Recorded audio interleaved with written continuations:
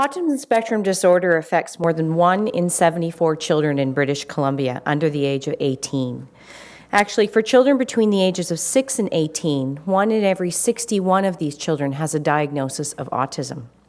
Currently, the Ministry of Children and Family provides autism funding to over 12,600 children diagnosed with autism and their families. That's more than 1,900 children under the age of 6 and more than 10,600 children over the age of 6. In fact, in British Columbia, we've been following the number of children accessing autism funding for many years now. And as you can see from this graph, that the numbers of kids are constantly increasing across all age ranges. It's not unusual for children and youth with autism to present with comorbid mental health conditions. And in some cases, a diagnosis of ASD can mask or even delay a diagnosis of mental health issues.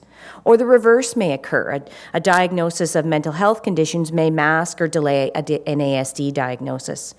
And for families, the navigation of the diagnostic system is stressful, especially when a child or youth has complex care needs. Individuals with autism and intellectual disabilities have also been found to have an increased risk of comorbid psychiatric disorders, both in childhood and in adult life. And there is, in fact, a higher prevalence than the general population. Mental health issues can be amplified when layered with a diagnosis of ASD, and also the reverse of the underlying mental health conditions may exacerbate symptoms of autism spectrum disorder.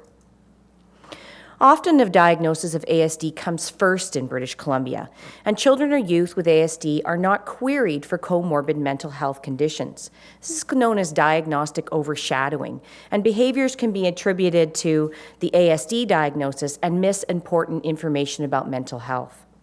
As a result, mental health conditions often go undiagnosed and untreated. In part, this situation reflects uncertainty about who should be diagnosing and managing these complex children and youth.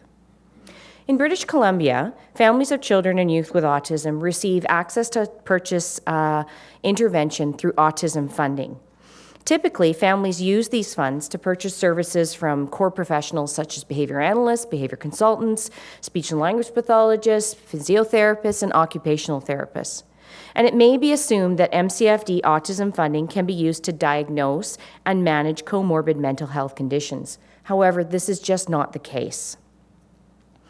The core professionals that provide services for children with autism funding typically specialize mostly in autism-specific interventions.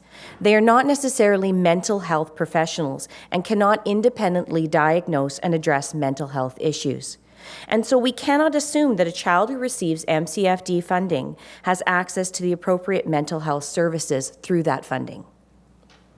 And families struggle, and they need assistance. And families struggle especially as a child ages. Behaviors that were difficult to control or understand in a young child with ASD and comorbid mental health conditions become even more difficult as a child ages and grows if they go undetected.